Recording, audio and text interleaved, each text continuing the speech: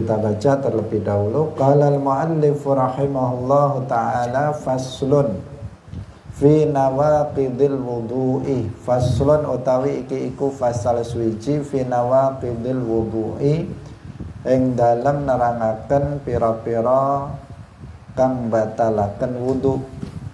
Wayang kudu lan batalaken al wudu'a ing wudu apa arba'atu asya'a papat pira-pira suwiji-wiji. Ahaduha utawi salah sijine arba'atu asya' iku ma barang kharaja kang metu minas sabilaini sangking dalan loro. Wa huma lan utawi sabilaini iku al-qubulu kubul wa duburu lan dubur.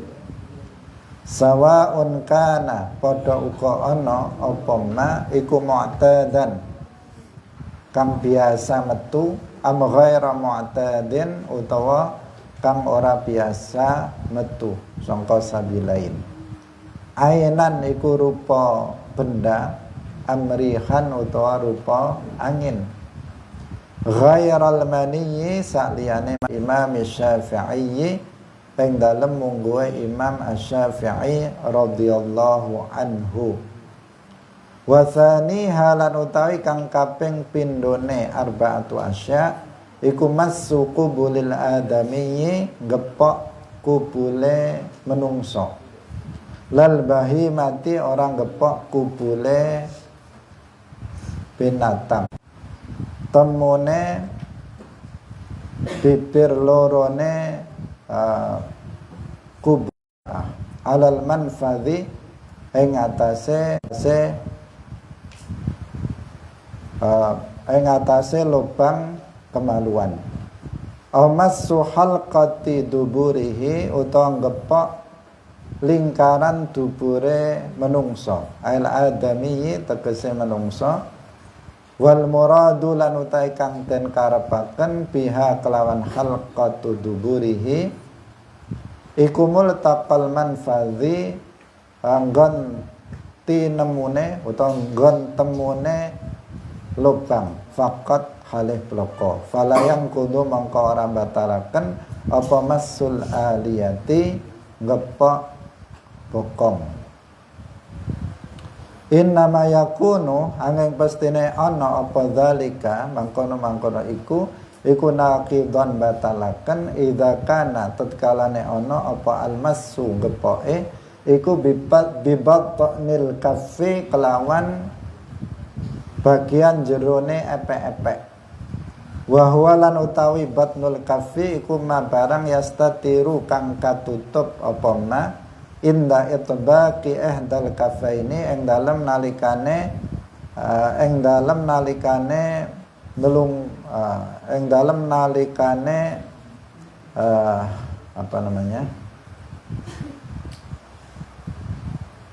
nglungkupaken utawa nempuaken salah sijine epek-epek loro alal ukhra ing atase kang weneh. Ma'atafriqin sartane misah lil asabi'i maring pira-pira driji wa tahamulin lan neken yasirin kang kedhik fama la yadharu fama mongko utawi barang la yadharu kang ora tampak kang ora pertela huwa yoma iku batnul kaffi bagian jerone epek-epek. Wala yang kudulan orang batalaken apa almasu gepok bi ghairil batni kelawan sakliyane jerone epek-epek kazahril kaffi kaya bagian jabone epek-epek tangan.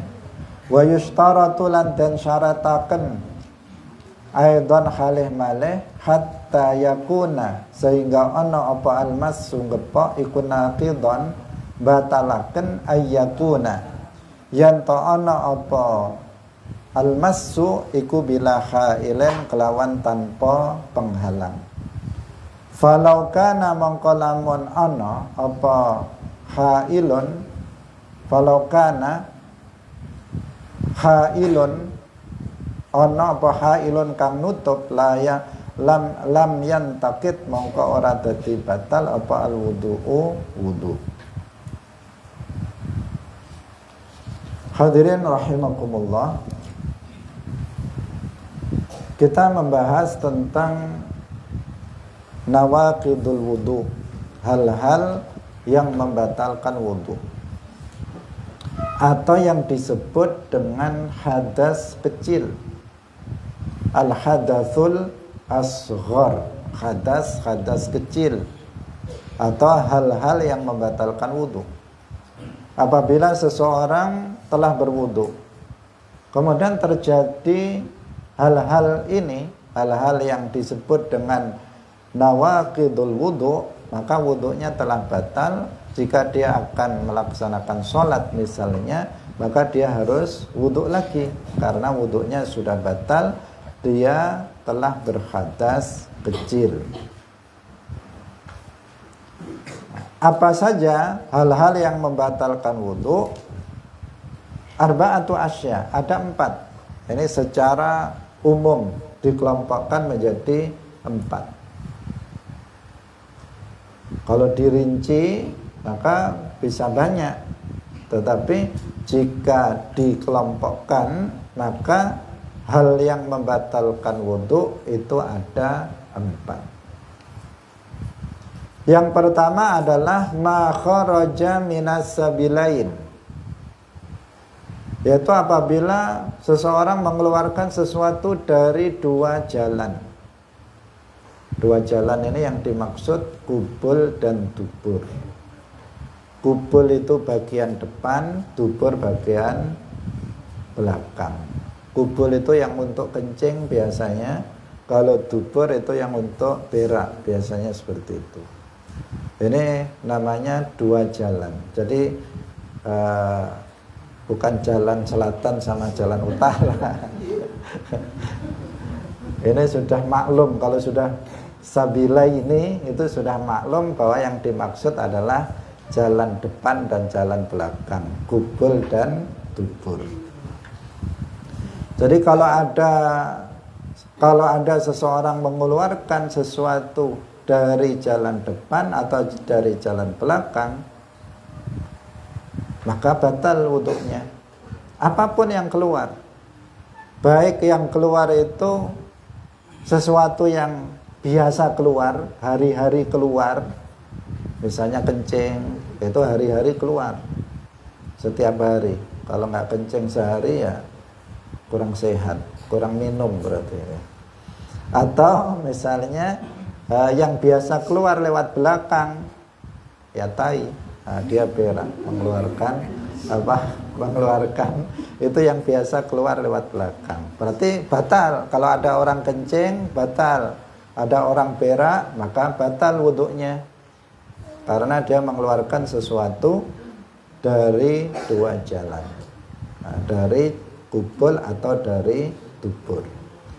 Atau sesuatu yang keluar itu sesuatu yang nggak biasa keluar, tapi keluar dari 2 jalan itu. Misalnya dia mengeluarkan darah dari kubulnya, atau mengeluarkan nanah dari kubulnya,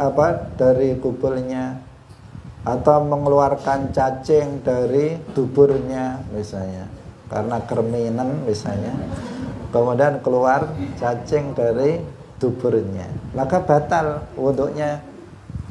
Wudunya batal, karena itu berarti mengeluarkan sesuatu dari 2 jalan, meskipun yang keluar itu sesuatu yang gak biasa-biasanya keluar dari 2 jalan itu, tetap membatalkan wudu. Baik yang keluar itu berupa benda, seperti ya tadi air kencing, berak, itu berupa benda, atau berupa angin seperti kentut. Dia mengeluarkan angin, bukan benda. Dia benda sebenarnya, tapi bendanya benda latif, benda latif yang tidak disentuh dengan tangan. Baunya bisa dicium tapi bendanya tidak terlihat, itu angin. kentut itu membatalkan wudhu juga. Jadi baik keluarnya itu dari depan atau dari belakang.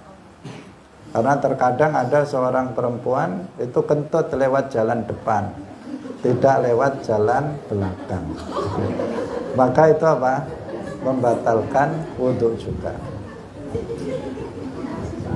Iya, ada yang seperti itu. Sehingga ini apa? Batal. Mengeluarkan benda atau mengeluarkan angin dari belakang atau dari depan, semuanya membatalkan wudhu. Minas sabilaini, dari dua jalan. Nah, tapi kalau hanya di dalam perut saja tidak keluar, misalnya cuma kerucuk-kerucuk di dalam perut, itu tidak membatalkan wudhu. Nah, tidak termasuk hadas kecil. Ghairal maniyyi, selain mani. Kalau yang keluar itu air mani, maka tidak membatalkan wudhu, tetapi itu apa? Hadasnya malah hadas besar. Kalau mengeluarkan mani itu hadas besar. Kalau mengeluarkan selain mani itu hadas kecil. Dan mengeluarkan mani itu tidak membatalkan wudhu. Nah, misalnya apabila keluarnya air mani itu tanpa disentuh, misalnya kemudian mengeluarkan mani begitu saja, maka itu tidak membatalkan wudhu menurut Imam Syafi'i. Menurut Imam Syafi'i radhiyallahu anhu. Karena menurut Imam Syafi'i, mani itu hukumnya suci, tidak najis, tapi menjijikkan, termasuk menjijikkan, tapi bukan barang yang najis. Berbeda dengan air kencing atau yang lainnya. Air kencing atau madhi atau misalnya wadi, maka itu adalah najis. Dan apabila seseorang mengeluarkan itu, hukumnya berhadas kecil. Nah, madhi itu sesuatu yang keluar berupa cairan yang bening, yang keluar di saat seseorang dalam syahwat. Ketika seseorang syahwat, kemudian dari kemaluannya dia mengeluarkan cairan bening, itu namanya madhi. Jika seseorang mengeluarkan itu, batal atau tidak wudhunya? Batal. Dan hukumnya najis. Meskipun bening seperti bersih, tetapi itu apa? Hukumnya adalah najis. Dia wajib istinja kalau mengeluarkan itu. Dan apabila celananya kena madhi ini, maka berarti nggak bisa digunakan untuk sholat karena terkena najis. Atau yang kedua namanya wadi. Wadi itu adalah cairan yang keluar dari kemaluan yang warnanya keruh kekuningan, yang biasanya keluar apabila seseorang dalam kondisi kecapean. Habis kerja keras, kerja berat, kemudian keluar cairan keruh dari kemaluannya, maka itu namanya wadi. Itu hukumnya najis juga. Orang yang mengeluarkannya, maka dia batal wudhunya, dan itu najis. Dia istinja, dari wajib untuk beristinja dari wadi itu yang keluar. Tapi apabila yang keluar itu air mani, maka tidak membatalkan wudhu menurut Imam Syafi'i. Dan mani itu hukumnya adalah suci, tidak najis menurut Imam Syafi'i. Hadirin rahimakumullah. Nah, jadi secara umum mengeluarkan sesuatu, apapun sesuatu yang keluar itu selain mani, baik berupa benda atau berupa angin, baik itu yang biasa keluar atau enggak biasa keluar, misalnya kencing batu, dia mengeluarkan batu, ya tetap batal wudhunya. Ini yang pertama. Kemudian yang kedua, wasaniha massu qubulil adamiyyi. Yang kedua adalah menyentuh kubulnya manusia. Adami artinya manusia. Menyentuh kubulnya manusia. Kubul tadi yang bagian depan. Nah, dikatakan di sini adami berarti kalau menyentuh kubulnya binatang itu tidak batal. Tapi untuk apa dipegang? Jadi maksudnya di sini dijelaskan lal bahimati. Artinya menyentuh kubulnya binatang tidak membatalkan. Yang membatalkan menyentuh kubulnya manusia. Baik kubulnya sendiri, kemaluannya sendiri, atau kemaluan orang lain, batal. Baik itu kemaluannya orang dewasa atau kemaluannya anak kecil, itu tetap membatalkan. Nah, sepanjang yang disentuh itu adalah kemaluan siapa? Manusia. Nah, kalau yang lain, kemaluan yang lain tidak. Wa naqidu minar rajuli. Sekarang batasannya. Kalau kubul itu ya kita tahu kubul laki-laki, ada kubul perempuan, berbeda. Yang membatalkan yang disentuh itu bagian mana? Kalau laki-laki itu az-zakari, masud zakari, yaitu yang disentuh batang zakarnya, batang kemaluannya. Itu yang membatalkan jika disentuh. Jika yang lain enggak, pinggirannya misalnya, itu tidak membatalkan. Nah, batangnya itu yang membatalkan apabila disentuh. Kalau perempuan, ini memang tertulis di sini ya. Kita membaca apa adanya. Wa min qubulil mar'ati multaqa syufraiha alal manfadhi. Kalau perempuan yang batal disentuh itu bagian mana? Yaitu bagian pertemuan dua bibir kemaluannya. Dua bibir kemaluan perempuan yang bertemu, bagian situ yang membatalkan. Di atas lubang kemaluan itu yang membatalkan apabila disentuh. Nah, selain itu misalnya yang lain-lain, yang atas, bawah atau pinggir, maka itu tidak membatalkan. Jadi bagian bibir kemaluan yang bertemu itu multaqa syufraiha, itu yang membatalkan apabila disentuh. Nah, amashu halqati duburihi. Sekarang dubur, bagian belakang. Laki-laki perempuan sama saja duburnya. Enggak berbeda. Kalau kubul itu beda, tapi kalau dubur itu tidak berbeda. Al adami wal murad biha multaqal manfadhi faqat. Yang dimaksud dengan dubur itu adalah tempat bertemunya bagian lubangnya, multaqa. Jadi ada lingkaran dubur, itu bagian itu yang membatalkan apabila disentuh. Kalau menyentuh bokong, pantat, tidak membatalkan wudu. Yang membatalkan adalah bagian lingkaran dubur saja.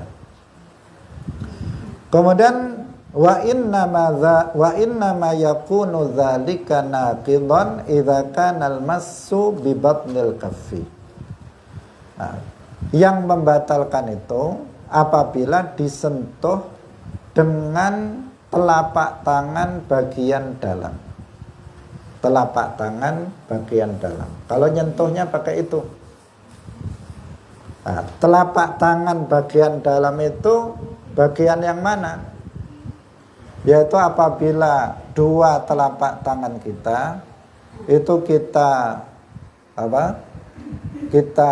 satukan atau kita bahasa Indonesia?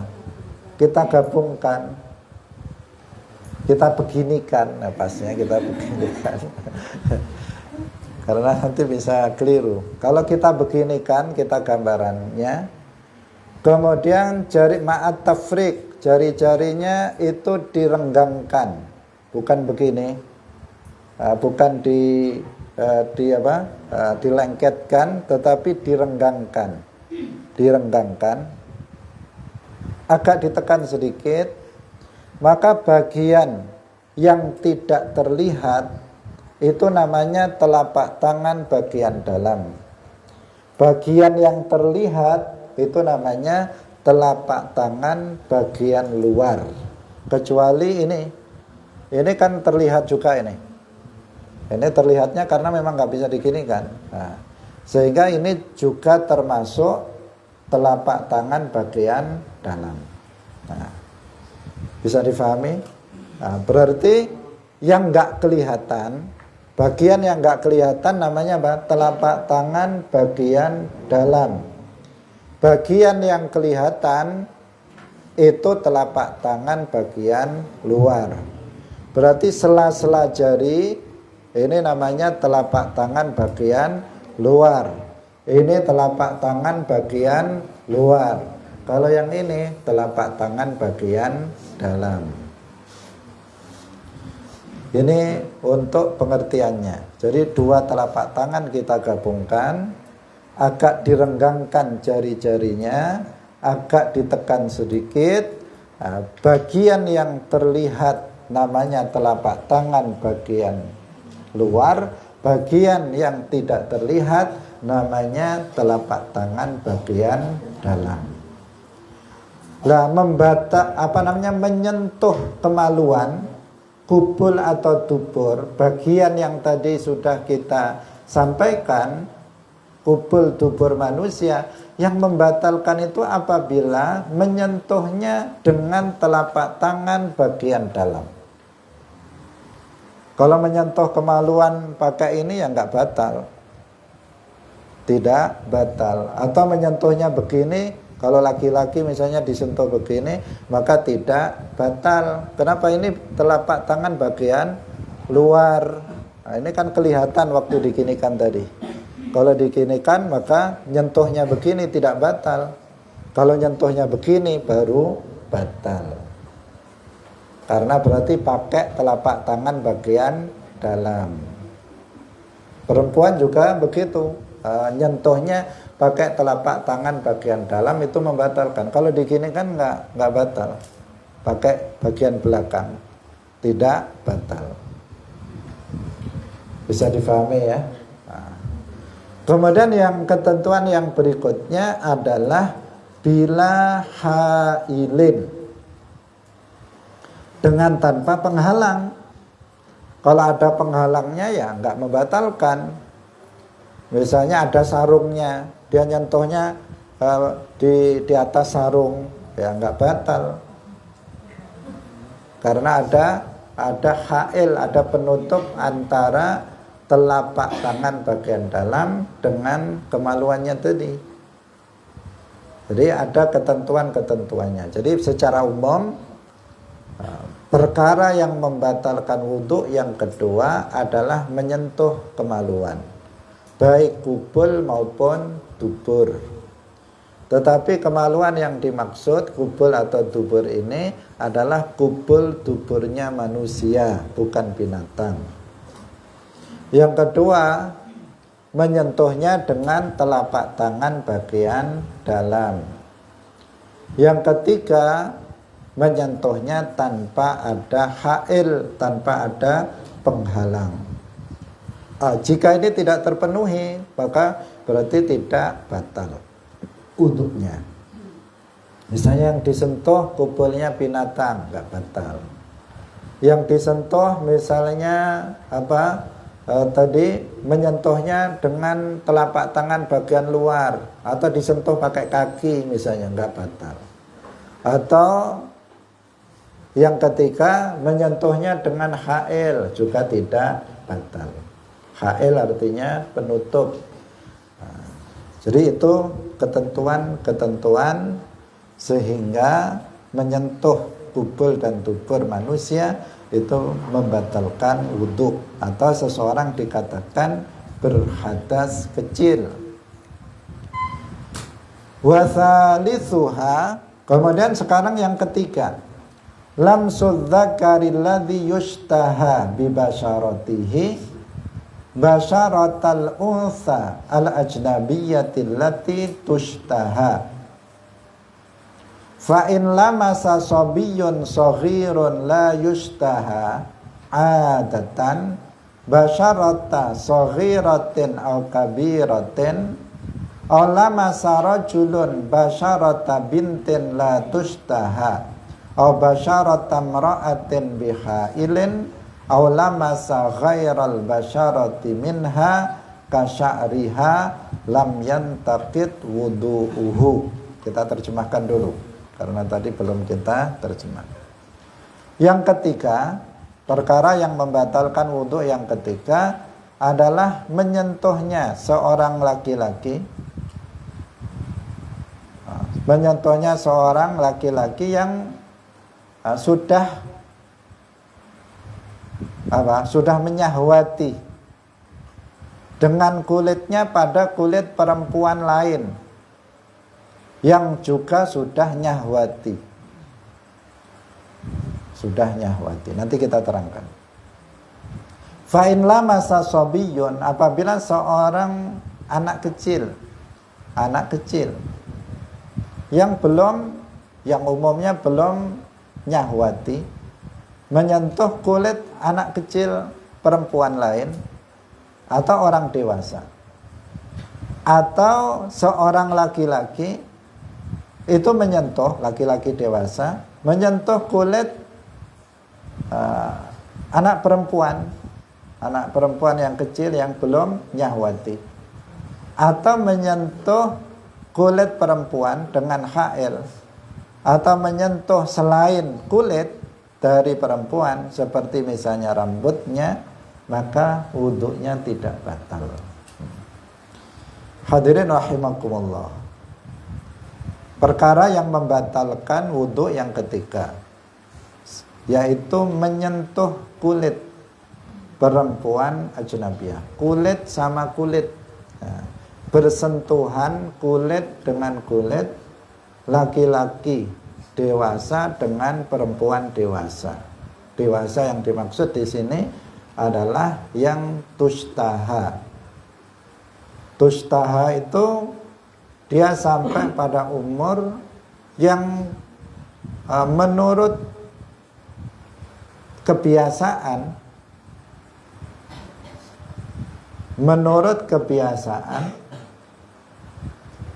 dalam pandangan orang normal, maka itu sudah menimbulkan syahwat.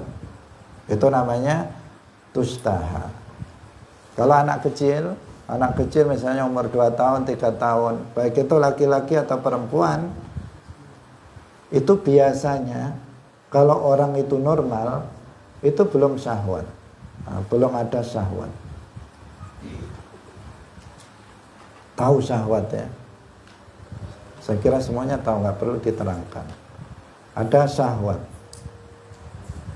Artinya kalau dia memandangnya atau dia menyentuhnya, itu ada setrumnya.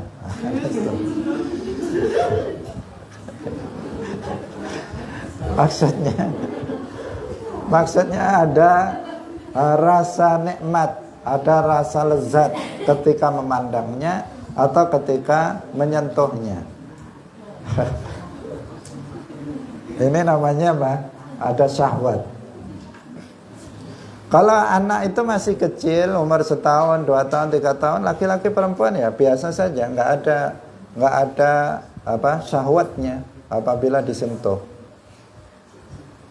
Tapi kalau perempuan sudah berumur, misalnya dia SMA, itu sudah namanya tushtaha, sudah nyahwati. Laki-laki juga seperti itu. Nah, ini yang dimaksud. Ada istilah yustaha dan tushtaha tadi. Kalau laki-laki yustaha, perempuan tushtaha di sini. Kalau laki-laki dewasa tadi yang yustaha dan perempuan dewasa tadi tushtaha tadi, bersentuhan kulit maka itu membatalkan wudhu, baik yang laki-laki maupun yang perempuan, sama-sama batal wudhunya. Sama-sama batal wudhunya.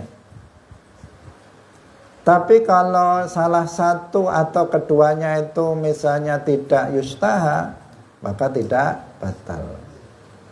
Tidak batal. Misalnya ada anak kecil laki-laki menyentuh ibu-ibu, nggak batal, ibu-ibunya nggak batal.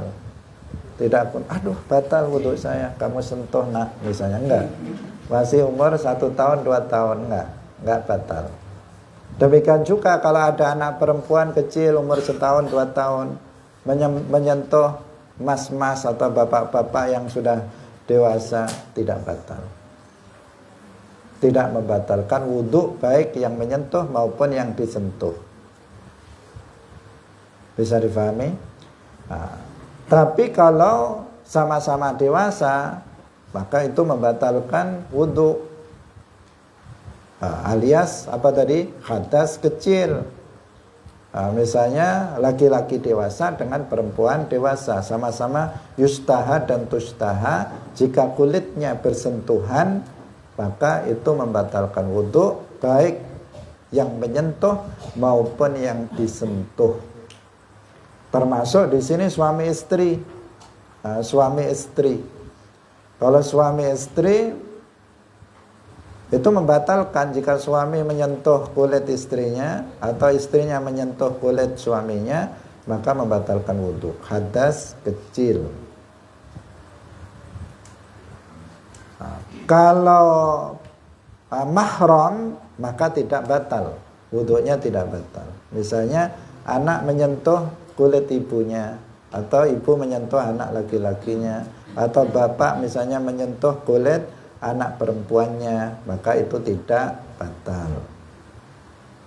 Atau saudaranya, seorang perempuan menyentuh abangnya, kakak laki-lakinya, atau kakak laki-laki menyentuh adik perempuannya, kulitnya, itu tidak batal. Kenapa? Karena mahram.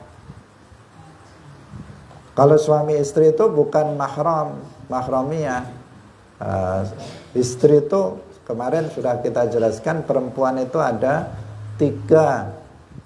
Ada namanya ajnabiyah, ada namanya mahramiyah, ada namanya zaujah. Zaujah. Ajnabiyah itu perempuan lain, bukan istri, bukan istri, bukan mahram. Itu namanya ajnabiyah. Yang kedua istri. Istri itu dulunya ajnabiyah yang sudah diperistri, namanya zaujah. Kalau yang ketiga itu adalah mahramiyah. Mahramiyah itu ya seperti ibu, seperti kakak, seperti nenek, seperti cucu, anak perempuan, itu namanya apa? Mahram, mahramiyah.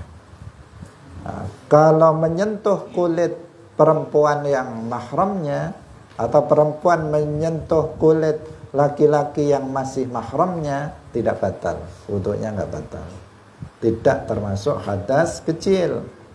Tapi kalau menyentuh kulit istrinya, atau istri menyentuh kulit suaminya, batal. Atau seorang laki-laki menyentuh perempuan ajnabiyah, kulit perempuan ajnabiyah tanpa hail, maka itu juga batal wudhunya. Hadirin yang dirahmati oleh Allah Subhanahu wa ta'ala,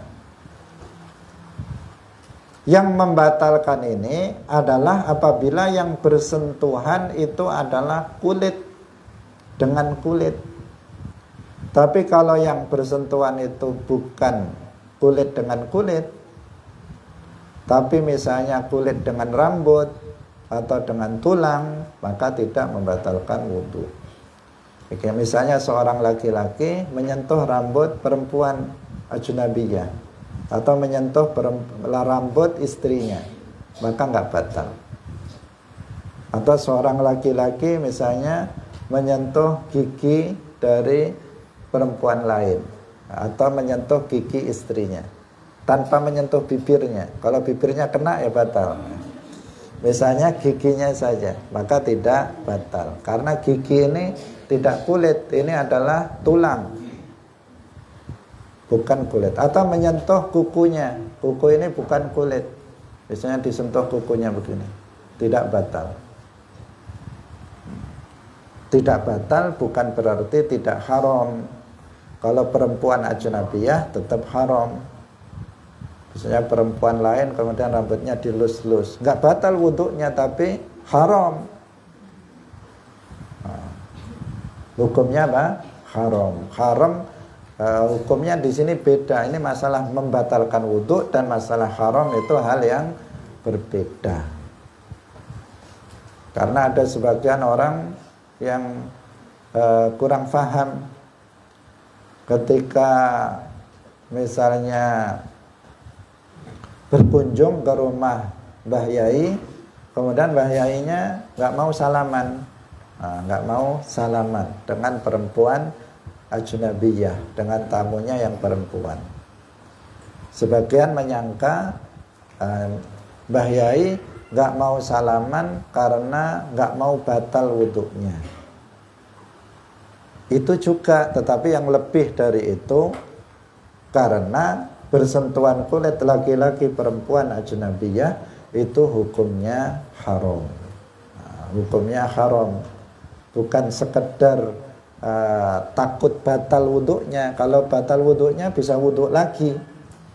Tetapi kalau bersentuhan kulit laki-laki perempuan itu hukumnya haram, perempuan ajnabiyah, sehingga beliau tidak bersalaman. Rasulullah Shallallahu Alaihi Wasallam bersabda, inni la usafihun nisa, sesungguhnya aku itu tidak menyalami kaum perempuan.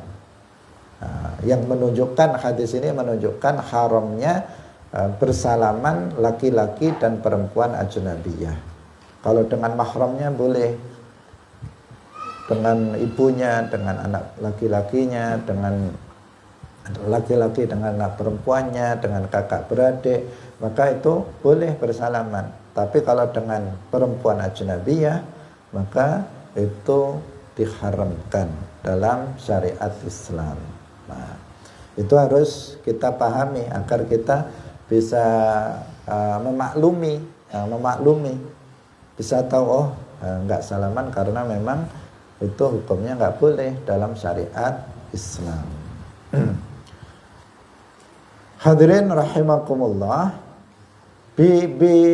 bila hail, dengan tanpa hail tadi yang membatalkannya. Tapi kalau menyentuhnya dengan dengan hail itu bisa. Maksudnya tidak haram. Sebagian kita karena banyak yang mau salaman misalnya nggak bisa menolak karena sesuatu hal, kemudian dia pakai serban, kemudian tangannya dilapisi dengan serban, atau misalnya dilapisi dengan kaos tangan, kemudian bersalaman dengan perempuan ajnabiyah. Itu tidak batal, wudhunya tidak batal. Haram juga tidak kalau tanpa syahwat. Jika dengan syahwat ya tetap haram.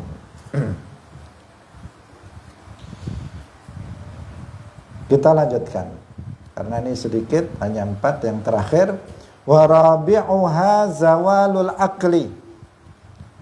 Yang keempat adalah hilangnya akal, tamyizi, yakni hilangnya tamyiz wal idraki binahwi jununin aw sar'in aw sukrin aw naumin la naumu qa'idin mumakkinin maq'adatahu sawa'un kana qad makkana maq'adatahu minal ardi am min dhahrid dabbati am ghairi dzalika fala yantaqidu wudu'uhu. Yang keempat adalah hilangnya akal. Hilangnya akal yakni hilangnya tamyiz wal idrak. Dengan semacam misalnya gila, atau misalnya seseorang itu pingsan, atau mabuk, atau tidur. La naumu qa'idin mumakkinin, bukan tidurnya orang yang duduk dengan menetapkan tempat duduknya. Sawa'un kana qad makkana maq'adatahu, baik dia telah menetapkan tempat duduknya dari bumi, am min zahrid dabbati, atau dari punggungnya binatang tunggangan, am ghairi dzalika, atau selain itu, fala yantaqidu wudu'uhu, maka tidak batal wudu'nya. Hadirin rahimakumullah. Yang keempat, yang terakhir, yaitu hilang akal. Hilang akal. Hilang akal yang dimaksud di sini adalah tamyiz, hilangnya tamyiz. Tamyiz itu kemampuan membedakan, kemampuan untuk membedakan. Artinya kalau dia misalnya orang itu gila, itu kan dia nggak tahu ini siapa, ini siapa, ini siapa. Hilang kayak begitu kemampuan untuk membedakan dan memahami, wal idrak, dan kemampuan untuk memahami. Seperti misalnya gila, atau seseorang itu pingsan, atau seseorang itu mabuk, atau seseorang itu tidur. Itu membatalkan wudu. Kecuali tidur. Jadi tidur tadi kan termasuk hilang akal.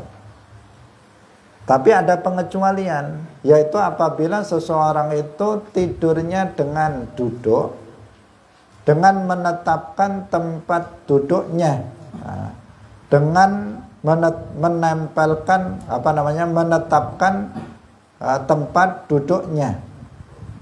Bokongnya itu ditetapkan pada tempat duduknya, baik itu duduknya misalnya di tanah atau duduknya di punggung binatang tunggangan atau selain itu, maka itu tidak membatalkan wudu.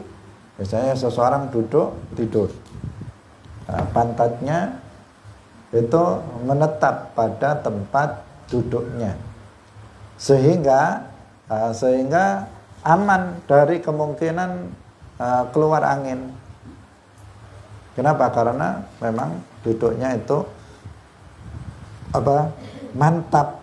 Mantap itu betul-betul betul-betul kalau duduk itu aman dari kemungkinan keluar angin. Beda kalau tidurnya terlentang. Kalau tidurnya terlentang, maka memungkinkan angin untuk keluar.